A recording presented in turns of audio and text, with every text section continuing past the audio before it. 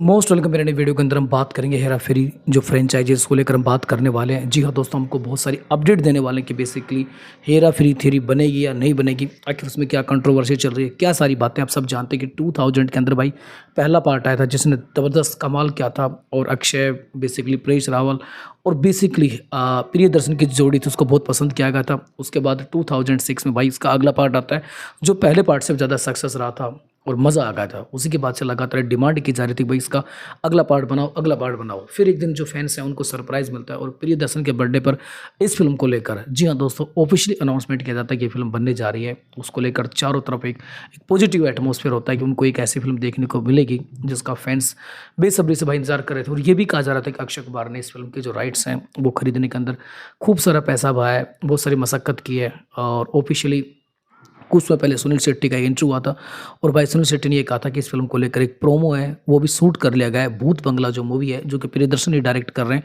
उस मूवी के अंदर भी अक्षय कुमार हैं, प्रेस हैं, साथ काम कर रहे हैं। और उसी के दौरान इस फिल्म को लेकर एक प्रोमो भी शूट कर लिया गया है और ये भी कहा गया था कि आईपीएल के दौरान वो प्रोमो आने वाला है। यानी कि इतना बात हो चुकी थी कि प्रोमो आएगा, आईपीएल फाइनल जो मैच होगा उसके आसपास आएगा। पूरी तैयारी कर ली गई है और उस समय एक बहुत बड़ी खबर थी फैंस के लिए भाई इस मूवी को लेकर आप एक अनाउंसमेंट वीडियो बोल सकते हो, प्रोमो बोल सकते हो, वो आने वाला है। लेकिन अनफॉर्चुनेटली 2026 के अंदर मूवी की शूटिंग होने वाली थी, तभी एक लगातार शॉकिंग खबर आती है कि भाई इस फिल्म को लेकर जो परेश रावल है उसने इस मूवी को छोड़ दिया, करने से मना कर दिया है। और लगातार बहुत सारी बातें यहाँ पर चलाई जाती हैं कि भाई क्यों छोड़ रहा है, कैसे छोड़ रहा है। तो सबसे मेन जो खबरें निकल कर आती है उस समय वो भाई ये खबरें निकल कर आती हैं कि परेश रावल को जो अमाउंट राशि दी गई थी वो कम दी गई थी और बेसिकल परेश रावल इस मूवी के लिए ज़्यादा डिमांड कर रहे थे। और परेश रावल ने ऐसा भी कहा जाता है कि बेसिकली 25 करोड़ की डिमांड की थी, लेकिन भाई 25 करोड़ तो नहीं, उनको 15 करोड़ के अंदर फाइनल कर लिया गया था, ऐसा माना जाता है। और अमाउंटिंग राशि यानी फिल्म को साइन करते समय भी 11 लाख रुपए उनको बेसिकली दिए गए थे। ये भी फाइनल हो चुका था, कन्फर्म रूप से अक्षय कुमार 11 लाख रुपए दे चुके थे। अब यहाँ पर अब जब फिल्म यहाँ पर परेश रावल ने छोड़ दी तो अक्षय कुमार ने 25 करोड़ का लीगल नोटिस परेश रावल को भेजा। अब परेश रावल की तरफ से परेश रावल की टीम की तरफ से ऑफिशियली भाई इसको लेकर रिप्लाई आ चुकी है। और परेश रावल ने कहा है कि जब उन्होंने इस फिल्म को साइन किया था तो वो चाहते थे कि इस फिल्म के अंदर इस फिल्म की क्या स्क्रिप्ट होगी, इस फिल्म को लेकर क्या स्क्रीन प्ले होगा, इस मूवी के अंदर मेरा क्या रोल होगा, किस तरह का रोल होगा। और उसको लेकर जो एग्रीमेंट होता है वो एग्रीमेंट भी नहीं दिया गया। यानी कि परेश रावल ने कहा है कि इस मूवी को लेकर उन्होंने अक्षय कुमार से कहा कि भैया इस फिल्म की स्क्रिप्ट क्या है, पटकथा क्या है और स्क्रीन प्ले क्या होगा, एग्रीमेंट जो किया जा रहा है वो एग्रीमेंट भी मुझे दो। बट अक्षय कुमार ने ये कहा कि तुम मेरे पे विश्वास रखो, ये सब चीज़ें तुम्हें बाद में मिल जाएगी। और चूंकि ऐसा कहा जाता है कि अक्षय के और परेश रावल की काफ़ी मूवीज़ के अंदर साथ काम किया, बहुत अच्छी बॉन्डिंग थी, सो परेश रावल ने विश्वास कर लिया कि भाई ठीक है ये सब चीज़ें बाद में मिल जाएंगी। और प्रोमो शूट हो गया, सारी बात हो गई। ये रिप्लाई बिल्कुल जो रिप्लाई दी गई है ये रिप्लाई परेश रावल की टीम की ओर से दिया गई है। लेकिन दोस्तों कहीं ना कहीं बातें बनावटी लगती है कि इससे पहले बहुत सारी मूवीज़ हैं जिनके अंदर एक विश्वास से काम होता है। और भाई यहाँ बेसिकली ये कहा जा रहा है कि उनको एक प्रकार से फिल्म को लेकर कहानी नहीं बताएगी, स्क्रीन प्ले नहीं बताएगा, वो नहीं बताएगा, वो नहीं बताएगा। जब उनको पता है कि पहला पार्ट ज़बरदस्त था, सेकंड पार्ट ज़बरदस्त था, अब तीसरे पार्ट के अंदर लेकर भी मुझे लगता है कि परेश रावल इस तरह के आरोप लगा रहे हैं। कुछ आरोप ऐसे भी लगाए जा रहे हैं कि स्टंटबाजी है। कहीं ना कहीं अक्षय कुमार की तमाम जो मूवीज़ हैं एक धड़े से लगातार फ्लॉप हो रही हैं और परेश रावल भी कोई अच्छी मूवी नहीं दे पा रहे हैं।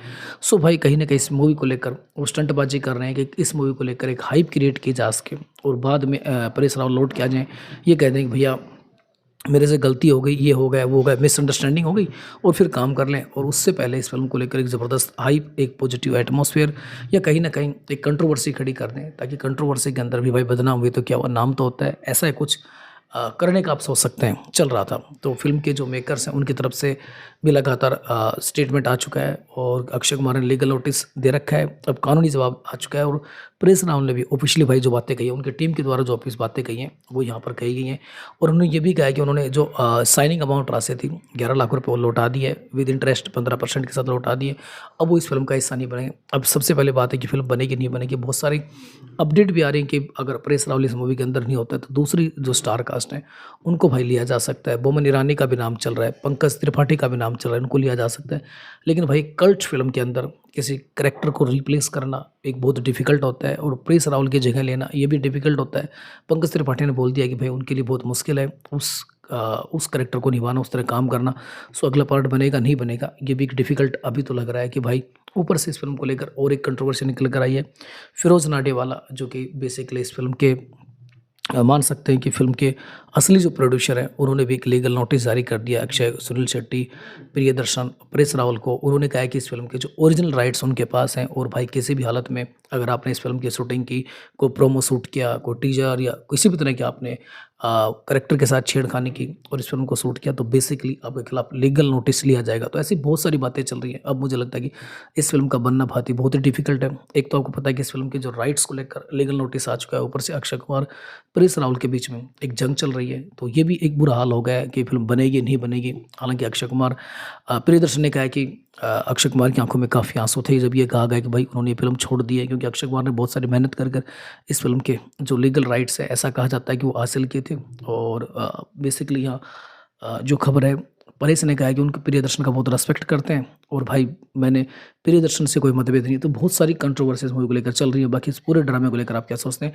और आपके अनुसार अगर ये फ़िल्म नहीं बन रही है तो उसके लिए कौन ज़िम्मेदार है? आप ज़रूर लिखिए कमेंट बॉक्स में, और आप क्या चाहते हैं इस मूवी को लेकर, लिखिए हुए अपनी राय ज़रूर दीजिए।